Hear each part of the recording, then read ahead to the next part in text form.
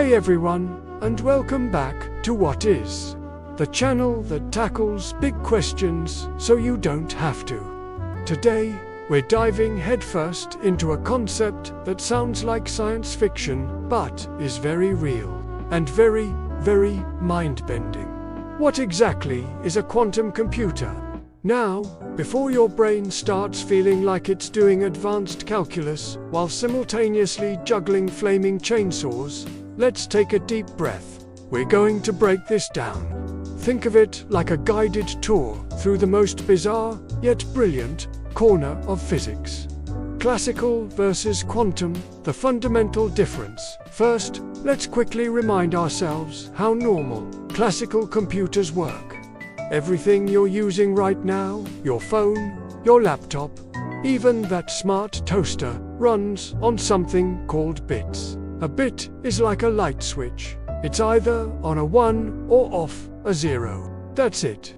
Billions of these tiny switches flipping at lightning speed allow your computer to process information, watch cat videos, and even edit this script. Simple, right?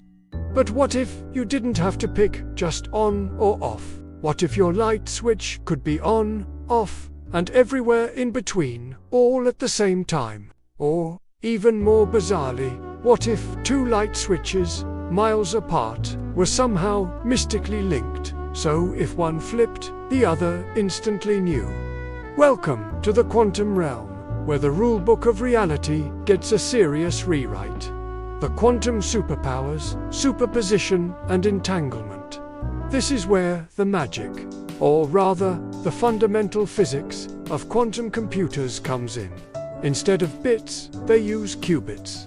And these qubits have two superpowers, superposition and entanglement. Think of superposition like this. Imagine a spinning coin. While it's in the air, before it lands, is it heads or tails? Well, it's kind of both, isn't it? It exists in a state of indefinite heads and tails until it hits the ground. A qubit can do the same thing.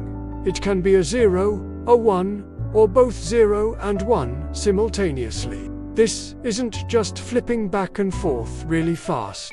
It genuinely exists in a probabilistic combination of states. This means a single qubit can hold way more information than a classical bit. 2 qubits in superposition. They can represent 4 possible states at once. 10 qubits, over 1,000 states. You can see how this scales exponentially, making classical computers green with envy. Now, add entanglement. This is where things get really spooky, as Einstein called it.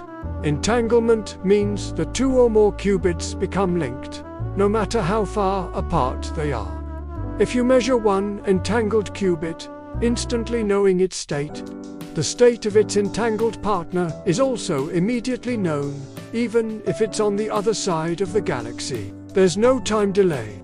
It's like having 2 truly identical dice rolls, but you only have to look at one to know the other. These 2 properties, superposition and entanglement, are the rocket fuel behind quantum computing's immense potential. History and development, from Feynman's vision to Google's quantum supremacy, the idea isn't new. Back in the early 1980s, brilliant minds like physicist Richard Feynman mused that to truly understand and simulate the quantum world, we'd need a computer that itself operated on quantum principles.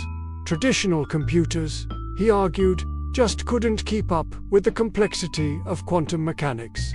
He basically said, if you want to bake a quantum cake, you need a quantum oven. Fast forward to the 90s.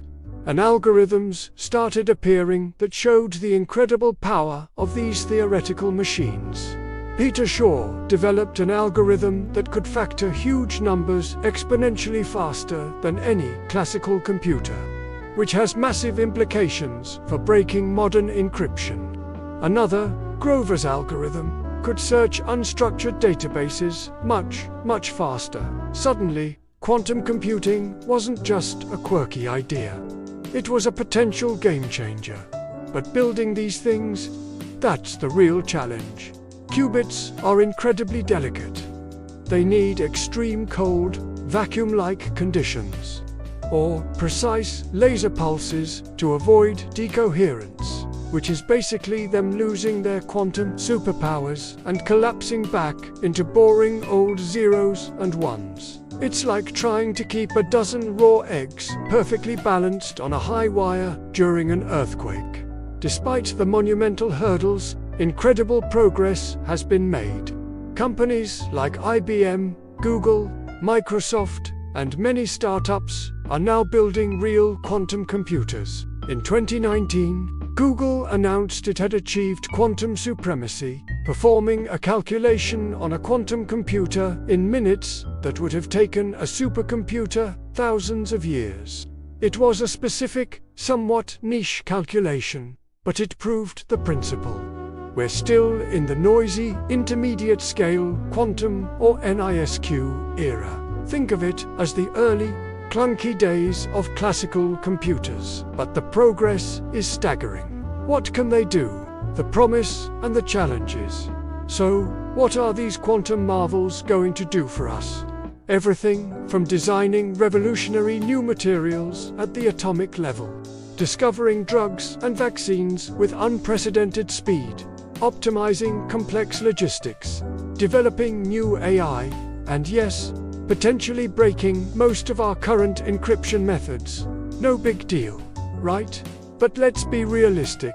These aren't going to replace your laptop anytime soon. They're specialized tools for very specific, incredibly complex problems that classical computers simply can't handle. The challenges remain immense. Error correction, maintaining qubit stability, scaling up, and even designing algorithms that truly leverage quantum mechanics. It's not just about building better hardware. It's about learning entirely new ways to code and think about computation. So, a quantum computer isn't just a faster, regular computer. It's an entirely different beast. Leveraging the bizarre rules of the universe at its smallest scales to solve problems previously thought impossible. It's a journey into the unknown, promising breakthroughs that could redefine industries and push the boundaries of human knowledge itself. What unbelievable technological leap should we explore next? Let us know in the comments below. If you enjoyed this mind-bending dive, don't forget to like this video. Subscribe to What Is for more deep dives, and hit that notification bell so you don't miss our next adventure. Thanks for watching, and we'll see you next time.